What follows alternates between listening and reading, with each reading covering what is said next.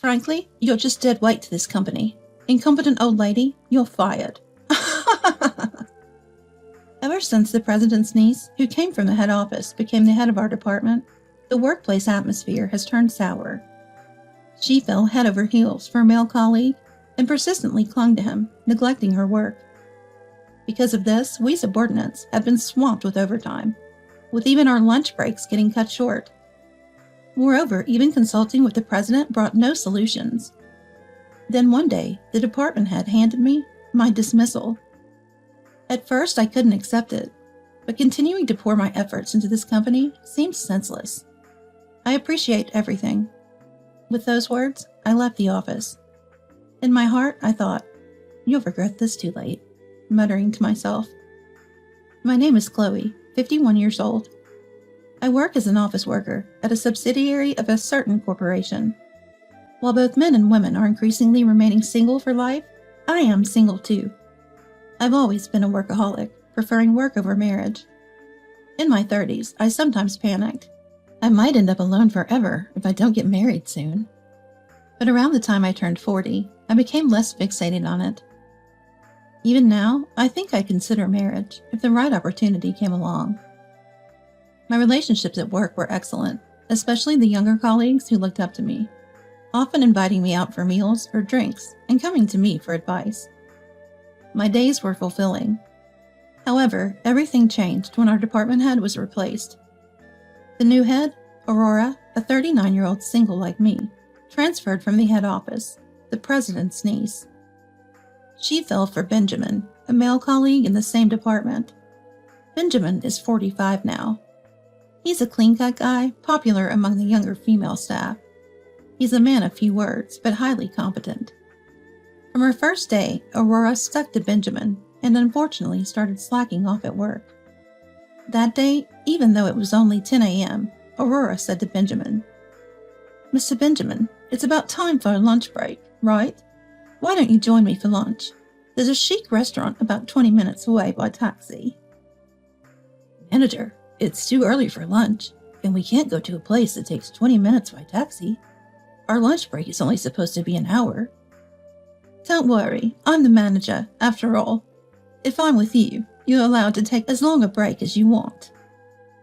At Aurora's words, not only Benjamin but everyone in the office frowned. Actually, I had been consulted by Benjamin several times about Aurora. Aurora, it seems, kept taking Benjamin to the conference room during work hours for idle chatter, and Benjamin was troubled because he couldn't get his work done. Feeling I had no choice, I went to Aurora's desk and said, "Manager, there's still time before lunch. Benjamin has work that needs to be done right now. If you take a 2 or 3 hour lunch break, the rest of us employees will have to pick up the slack." "What? Is that a problem?" Aurora glared at me sharply. "It's a big problem, especially since our rival's performance has been improving lately, and the president has told us to work harder than ever. My uncle has entrusted me with the full responsibility for this department. I don't need you telling me what to do." I couldn't believe these words were coming from someone about to turn 40. The excessive overtime and inability to take a proper lunch break for us other employees were due to Aurora disrupting Benjamin's work. Moreover, Aurora would swiftly leave work as soon as it was time to clock out. Even if her beloved Benjamin was working overtime, she preferred to leave right on time. After Aurora repeatedly ignored my warnings, I decided to talk to the president directly. "President, the manager is interfering with Mr. Benjamin's work. Please, could you do something about it?" "Well, I've heard about it from Benjamin and other employees, but I've left the department entirely to Aurora. It's not for me to intervene." "But the work progress is getting worse." The president sighed in annoyance. "Really? We need to work hard not to fall further behind our rivals. I have a lot of other things to do. Don't add to my workload." "But..." "Don't make me repeat myself. Get back to work, that's all." I was dumbfounded. I never thought the president would be this kind of person. Though I had heard rumors of mistrust from some employees, so it was true. Perhaps the president found it bothersome to meddle in subordinate relationships and was somewhat favoring his niece Aurora. That's why I, the most senior in the department, along with the section and division heads, had to keep warning Aurora whenever she caused trouble. Moreover, the frequency of Benjamin's consultations about Aurora increased, and he and I spent more time together. It didn't take long for Aurora to start disliking me. That day, after managing to escape Aurora's persistent lunch invitations as usual, Benjamin and I had lunch outside. Returning to the office after the meal, Aurora muttered to me, "Acting flirty at your age? Huh? Ridiculous!" I was taken aback. I never expected to evoke such jealousy from a woman over a decade younger at my age. After hearing what Aurora had muttered, Benjamin later apologized to me. "Sorry for causing trouble for you, Chloe." Benjamin bowed deeply, but he wasn't at fault. "Don't worry about it. I'll do my best so that you and the other younger employees can work comfortably. Feel free to talk to me about anything, okay?" However, since then, Benjamin has reduced how often he spoke to me in front of Aurora, trying not to cause me trouble. So I started initiating conversations with Benjamin.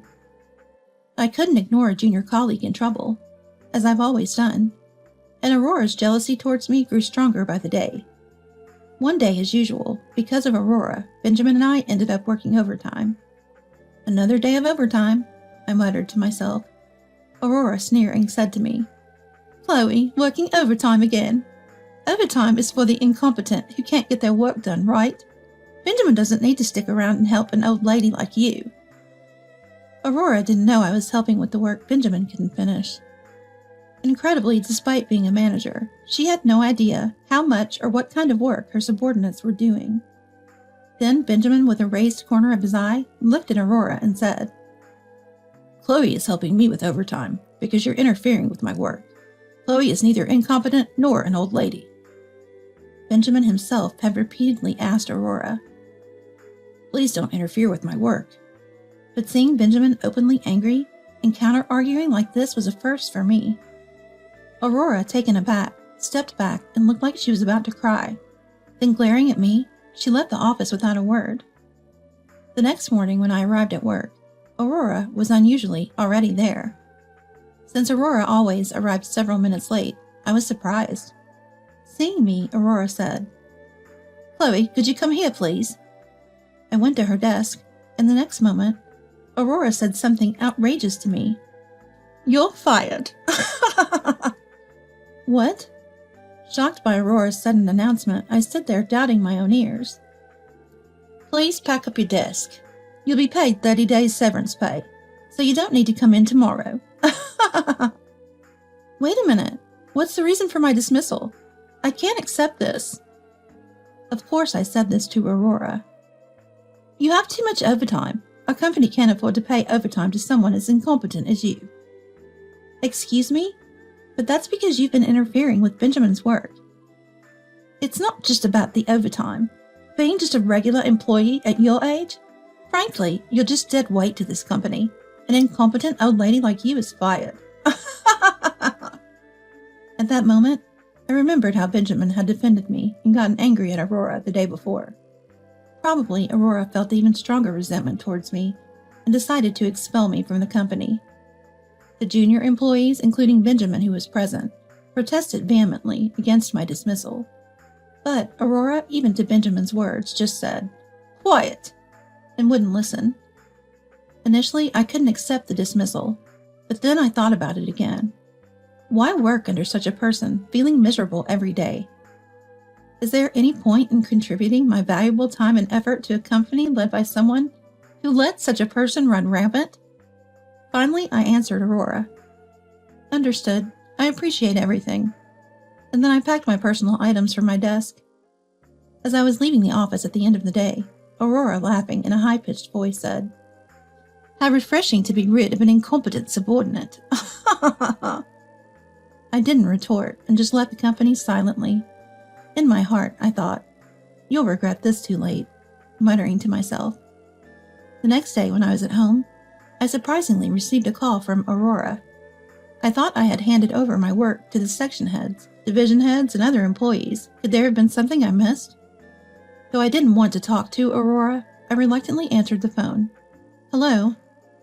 "Hello, Chloe. You left your coffee cup in the break room, you know.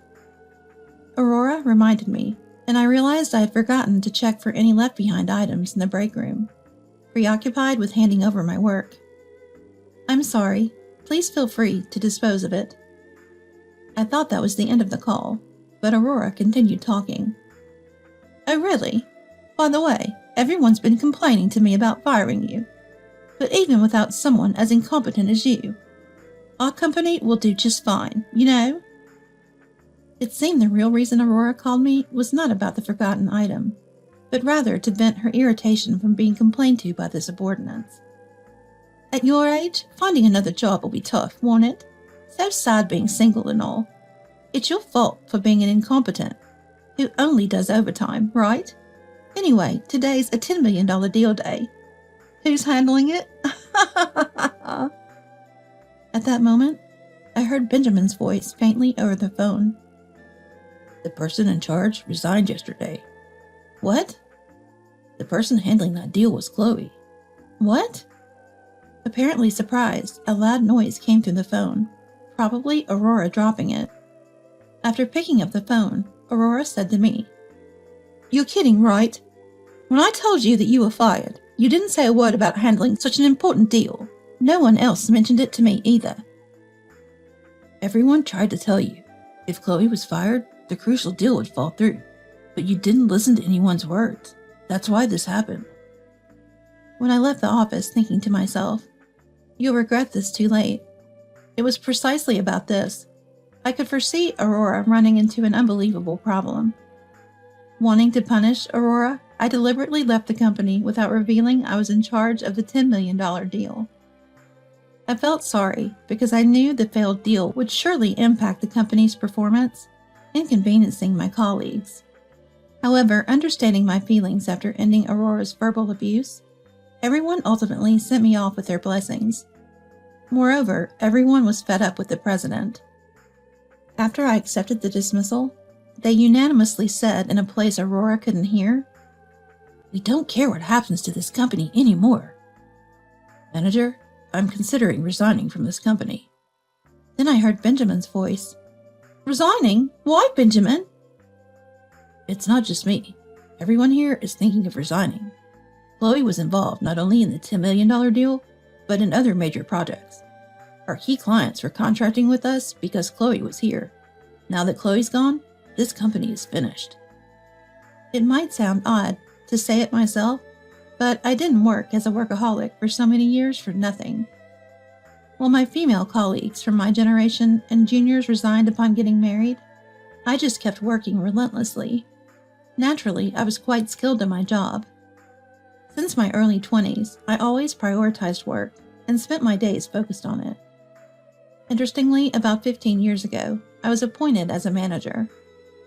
However, I felt more fulfillment working as a regular employee than in a managerial position.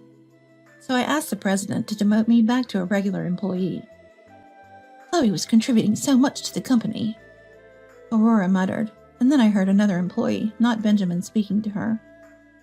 Apparently, they were just on the phone with the client for the deal, and upon learning I was no longer handling it, "Please consider our conversation null and void," they said. "That's terrible.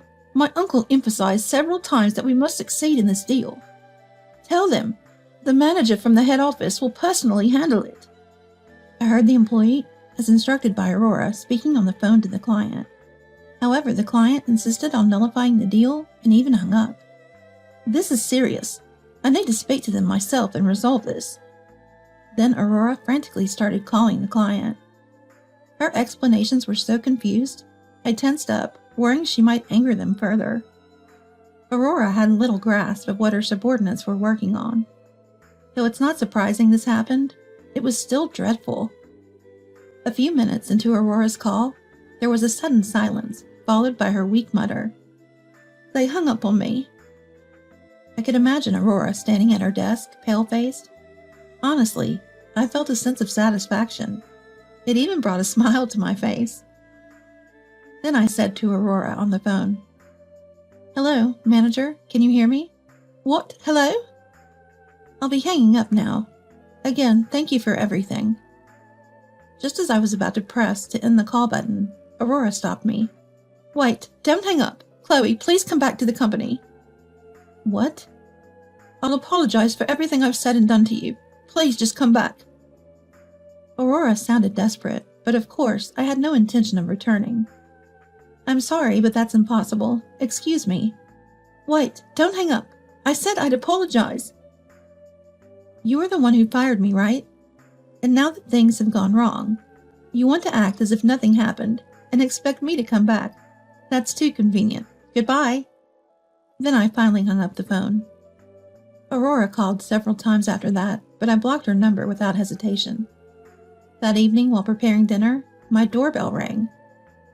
Opening the front door, I was surprised to find Aurora and the president standing there. Even though I left everything to Aurora, I never imagined she would dismiss you of all people. I'm truly sorry. Of course your dismissal is canceled. Please come back. I'm so sorry. Both of them bowed deeply to me. Without Chloe, today was truly disastrous. The $10 million deal was cancelled, and all the subordinates submitted their resignation letters to me. Please come back. I'm sorry, but please leave. As I said over the phone, I have no intention of returning to your company. I made my stance clear to them. Yes, they were reluctant to leave. Please, we need you. Without you, our company will surely collapse. Please, if you return, the employees who submitted their resignation letters will surely come back. Benjamin will continue to work for us too. I, like Chloe, have no intention of returning to the company. Turning around, I saw Benjamin walking from the living room towards the entrance. What? Why is Benjamin at Chloe's house? All thanks to the manager. Aurora didn't seem to understand Benjamin's words. Stunned, she stood frozen, mouth agape. Benjamin then added, Chloe has always been supportive while I was troubled by the manager's persistent advances. The more the manager followed me, the closer Chloe and I became. What? Closer? Chloe and I are now in a relationship. What? Indeed, Benjamin and I had recently become a couple. Before Aurora and the president arrived, Benjamin and I were in the kitchen cooking stew together. Benjamin lost his wife in an accident about 5 years ago. At that time, he was visibly depressed at work, and I, as his senior colleague, often encouraged him. Gradually, Benjamin started confiding in me about everything, especially about his troubles with Aurora's incessant bothering. Until recently, Benjamin saw me as a reliable senior. However, as Aurora joined our department from the head office and we started having meals and conversations more often, he began to be attracted to me as a woman, which he confessed. After Benjamin's confession, I realized I was also drawn to him. Ironically for Aurora, she ended up playing the role of a matchmaker between me and Benjamin. That's impossible. Aurora collapsed on the spot, seemingly in shock. She looked down, unable to utter a word. Then, to the president standing beside Aurora, I said, That's enough, isn't it? Please leave. No matter what you say, none of us will return to your company. Everyone has already found new jobs. New jobs? Where? We've all decided to join your rival company. What? The day I was fired by Aurora, one of the junior employees told us that they knew the executive vice president of a rival company. This employee had transferred to our department from another one a few years ago, where they had worked with the person who is now the executive vice president of the rival company.